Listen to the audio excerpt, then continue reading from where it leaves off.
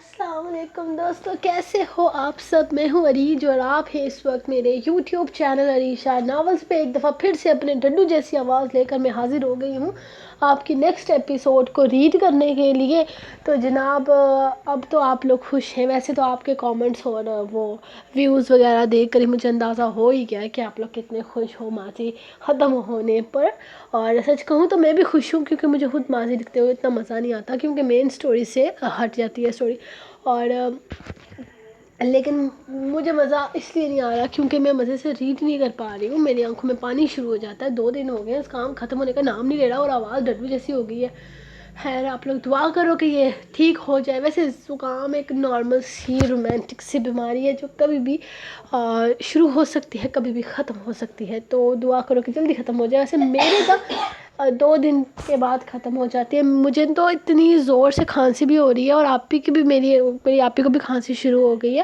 مجھے لگ رہا ہے کہ ان کو بھی فلو ہونے والا ہے۔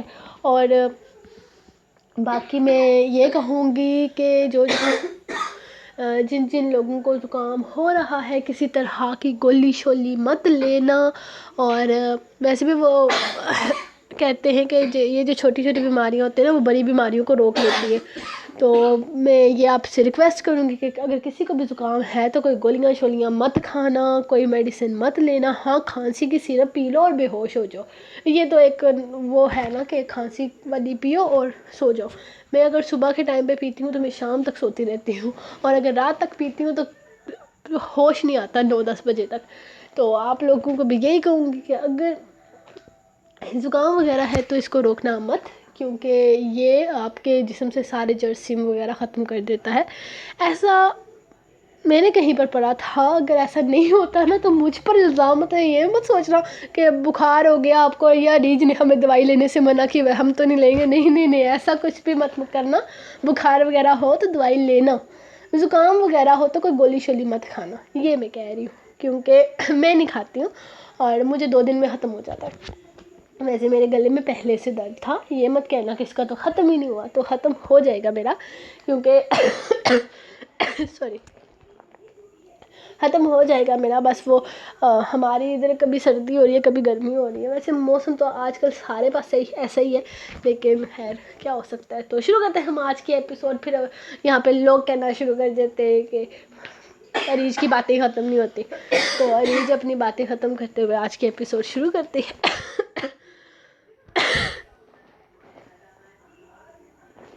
لیٹس سٹارٹ آج کی ایپیسوڈ۔ مرم کائسان قسط نمبر 130، تحریر عریج شاہ۔ وہ غصے میں آ کر گاڑی میں بیٹھ گئی تھی، جبکہ کائسان اس کا سرخ ہوتا چہرہ دیکھ رہا تھا۔ نقاب اتار کر اس نے ایک سائیڈ پر پھینکا تھا۔ جانو اتنا غصہ، خیریت تو ہے؟ کسی نے کچھ کہا کیا؟ کائسان نے پریشانی سے اس سے پوچھا تھا، جس پر اس نے اسے گھور کر دیکھا۔ کسی کی اتنی مجال کہ کائسان کاظمی کی بیوی کو کچھ کہہ دے؟ اتنا بڑا گینگسٹر ہے مصر کا، مجال ہے جو کسی نے آنکھ اٹھا کر بھی میری طرف دیکھا ہو۔ ارے ٹیچرز بھی اس طرح سے پیش آ رہے تھے جیسے وہ میرے تنخواہ دار ملازم ہوں۔ اتنا ہی نہیں، میں کوئی بھی میرے آس پاس نہیں بیٹھا، کلاس میں کوئی بھی میرے آس پاس نہیں بیٹھا، سب لوگ آخری سیٹ پر جا کر بیٹھے۔ ایسا لگ رہا تھا جیسے میں کلاس میں بالکل اکیلی ہوں۔ اتنے سکون سے مجھے پڑھایا گیا۔ ایک جملے کے بعد 10 دفعہ ٹیچر پوچھتے تھے، آپ کو سمجھ آیا یا نہیں آیا؟ یہی نہیں، اسپیشل میرے لیے انہوں نے ایک ٹرانسلیشن کا انتظام کروایا تھا جو کہ مجھے ہر چیز ٹرانسلیٹ کر کے بتائے گا۔ اگر مجھے کچھ سمجھ نہیں آئی تو اس میں بھی میں اس سے مدد لے سکتی ہوں، صرف پڑھائی کے معاملے میں نہیں بلکہ اگر کسی بھی معاملے میں کنفیوز ہوتی ہوں تو وہ پوری مدد کریں گے۔ میرے ابا جی کے ملازم جو ٹھہرے، ابا جی کو بیچ میں کیوں گھسیٹ کر لانا؟ آپ کے غلام ہیں مصر کے سارے لوگ۔ اس کا غصہ پھوٹ کر نکلا تھا، جبکہ قائزان گاڑی چلاتے ہوئے اس کی باتیں سن رہا تھا۔ میرے خیال سے یہ اچھی بات ہے کہ تمہیں یونیورسٹی میں کوئی تنگ نہیں کرے گا، سب کچھ اچھے سے ہوگا۔ تمہیں کچھ سمجھ نہیں آئے گی تو ٹیچرز ہیلپ کریں گے۔ وہ بول ہی رہا تھا جب اس کے چہرے کی طرف دیکھتے ہوئے اسے خاموش ہونا پڑا۔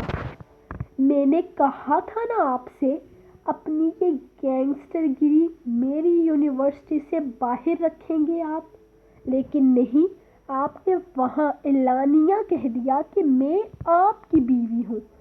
مجھ سے ایسے ڈر رہے تھے، ہر کوئی مجھ سے ایسے ڈر رہا تھا کہ میں ان کا قتل کر کے بھاگ جاؤں گی۔ میں بتا رہی ہوں قائزان، اگر یہی سب کچھ چلتا رہا نا تو مجھے یونیورسٹی میں پڑھنا ہی نہیں ہے، بلکہ اگر مگر کچھ نہیں، مجھے یونیورسٹی میں پڑھنا نہیں ہے۔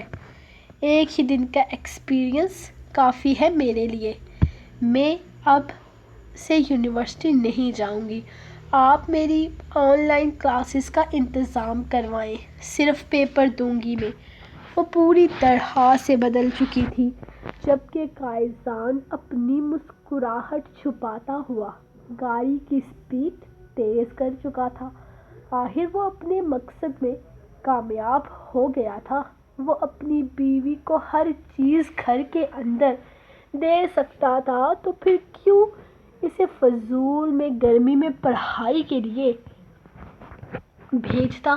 وہ قائزان کاظمی کی بیوی تھی، کوئی معمولی لڑکی تھوڑی تھی جسے ایک ڈگری کے لیے کھجل ہونا پڑتا۔ وہ تو اسے ایسے ہی ڈگری دلوانے کے لیے تیار تھا، لیکن محترمہ کو اپنے بل بوتے پر کچھ کرنا تھا، اسی لیے وہ اس کا خواب پورا کرنے کو تیار ہو گیا۔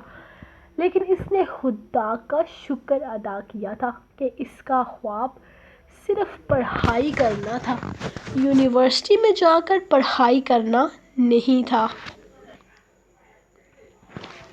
یہ ڈریس مجھے اچھی لگ رہی ہے، یہ لے کر دیں۔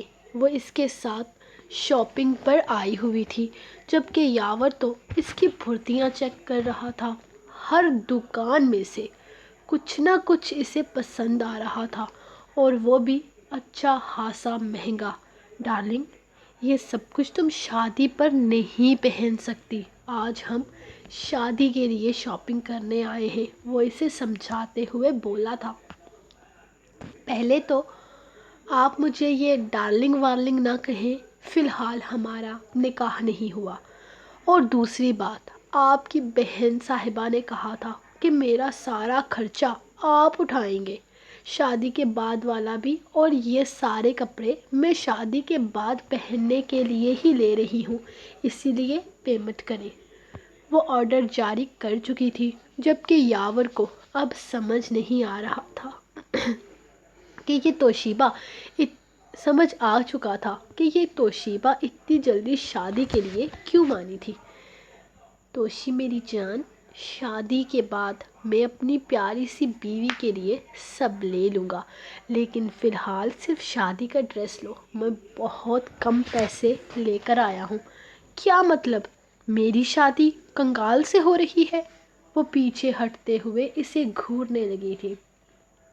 اتنا بھی کنگال نہیں ہوں، 8 سال سے آرمی کی فیلڈ میں ہوں، بونس اور کیس کمیشن ملا کر اتنا امیر ہوں کہ ایک بڑا سا بنگلہ یہاں مصر میں بنا سکتا ہوں۔ میں اپنی بیوی کے لیے کچھ بھی کروں گا، لیکن فی الحال مجھ پر تھوڑا سا ترس کھاؤ، اس وقت جیب ہلکی ہے، وہ سمجھاتے ہوئے بولا تھا۔ کھانا کھانے کے تو پیسے ہیں نا؟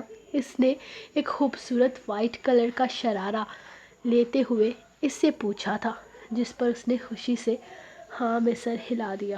شکر ہے، مجھے لگا بھوکے گھر واپس جانا پڑے گا۔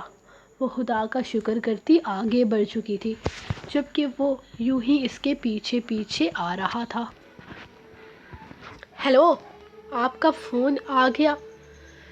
میں تو سوچ رہا تھا کہ پتہ نہیں میڈم کے دماغ میں کیا چل رہا ہوگا۔ ویسے کہیے، مجھے پھر سے مارنے کی پلاننگ تو نہیں کر رہی تم؟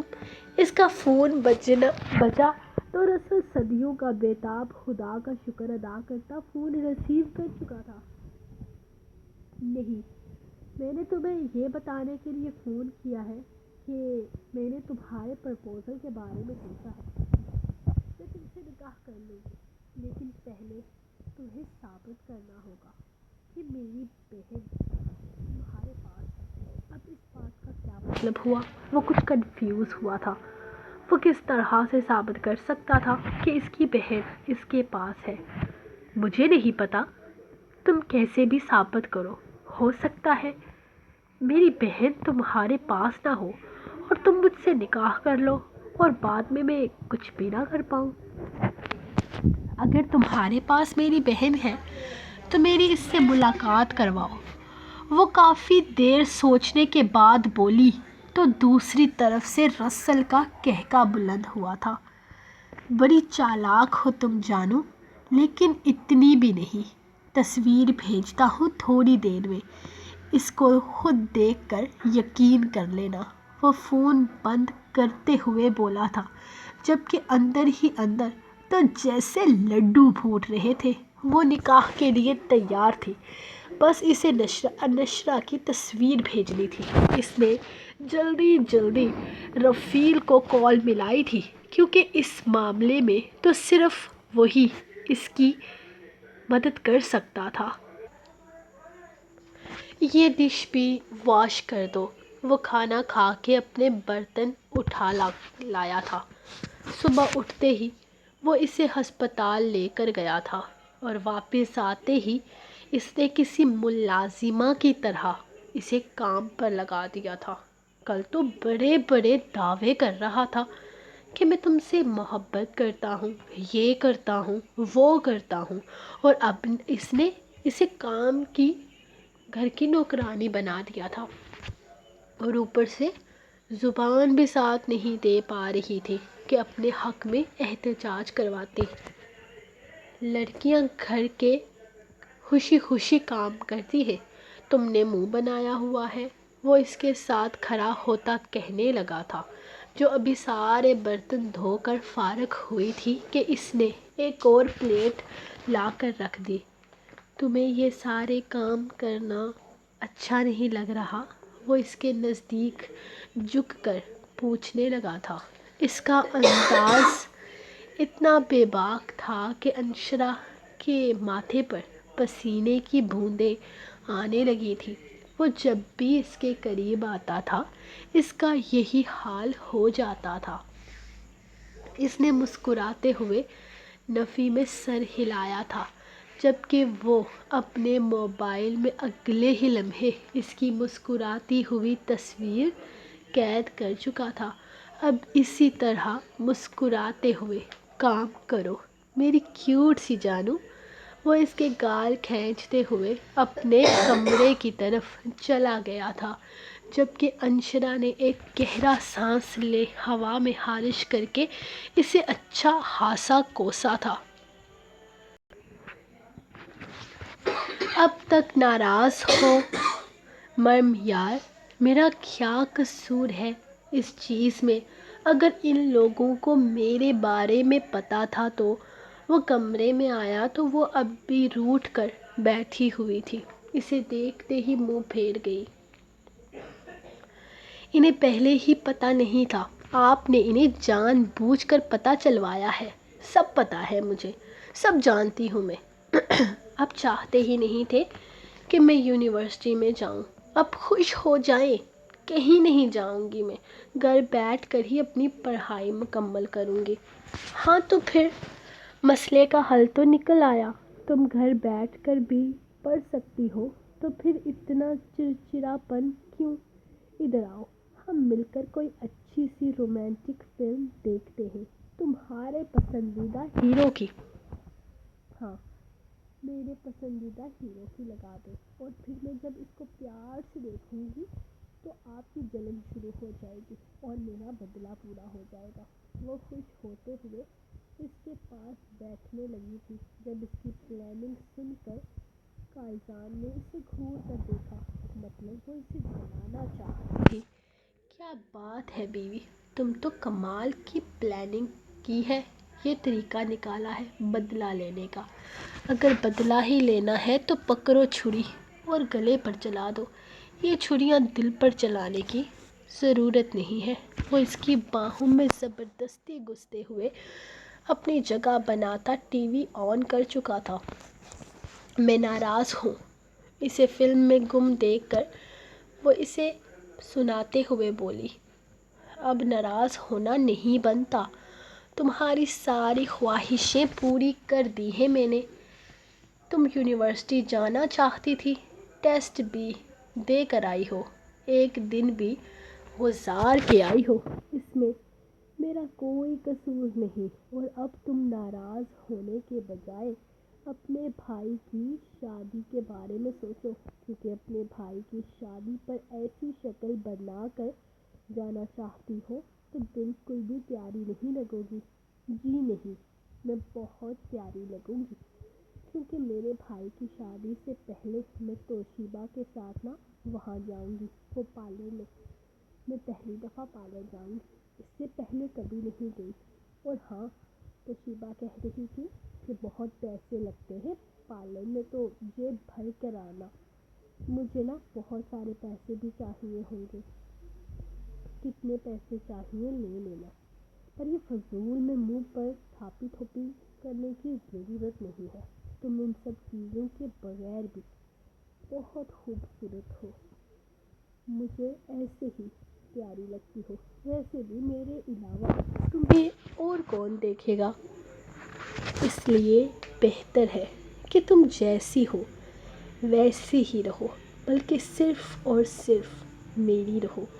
اس کے بازو اپنے گرد پھیلاتے ہوئے وہ ٹی وی کا والیوم اونچا کر چکا تھا، مطلب وہ اس بارے میں مزید کوئی بات نہیں کرنا چاہتا تھا۔ وقتی تو مریم خاموش ہو چکی تھی، کیونکہ اس نے سچ مچ میں اس کے پسند کے ہیرو کی فلم لگائی تھی، لیکن بعد میں وہ فیصلہ کر چکی تھی کہ وہی کرے گی جو اس کا دل چاہتا ہے۔ ابھی وہ سونے کے لیے آ کر لیٹی ہی تھی کہ رفیل نے اسے اپنے کپڑے استری کرنے کے لیے کہہ دیا۔ اس نے اسے گھور کر دیکھا، جبکہ رفیل مسکرا دیا۔ کیا ہوا، اگر تم نہیں کرنا چاہتی تو رہنے دو، ویسے بھی میں تمہیں ان فضول کاموں میں نہیں پھنسانا چاہتا۔ میری خوبصورت بیوی ان سب کاموں کے لیے تھوڑی ہے۔ وہ اس کے گال پر انگلی پھیرتے ہوئے بڑی محبت سے بولا تھا، جبکہ وہ گھبرا کر اس کا ہاتھ پیچھے کرتی اسے کپڑے لیے اٹھ کر باہر بھاگ نکلی تھی۔ یہ کیا بات ہوئی، اس طرح سے بھاگ کر کیوں گئی؟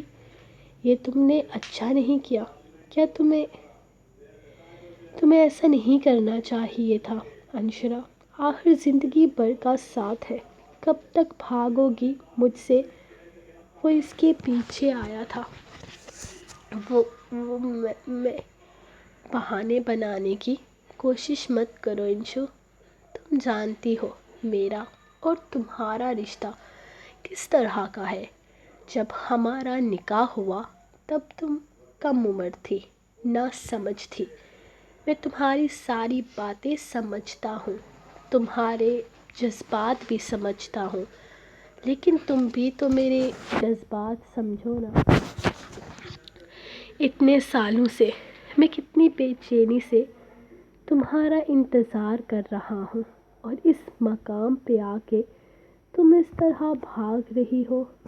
میں چاہتا ہوں کہ اس رشتے کو قبول کرنے کے لیے تمہیں وقت دوں، لیکن میرے حساب سے 4 سال کا وقت بہت ہے، اب مزید وقت میں تمہیں نہیں دے سکتا۔ ہمیں اپنے اس رشتے کو آگے بڑھانا چاہیے تاکہ ہم دونوں میں موجود یہ تکلف کی دیوار گر جائے۔ یہ سارے کام تم سے کروا کر میں تمہیں یہی بتانا چاہتا ہوں کہ تم میری بیوی ہو اور تمہیں انہی حالات میں آگے میرے ساتھ گزارا کرنا ہوگا۔ نہیں، مطلب یہ نہیں کہہ رہا کہ کام کر کر کے گزارا کرنا ہوگا۔ وہ تو ڈاکٹر نے کہا ہے کہ میں تم سے زیادہ کام کرواؤں تاکہ تمہارے ہاتھ پیر کھل جائیں اور آگے تمہارے لیے آسانی ہو، ورنہ میں تو تمہیں اپنی پرنسس بنا کر رکھنا چاہتا ہوں۔ یہ سارے کام تو میں خود بھی کر سکتا ہوں۔ وہ اس کے ہاتھ سے شرٹ وہیں ٹیبل پر رکھتے ہوئے اس کے گرد اپنی باہوں کا حصار بنا گیا تھا۔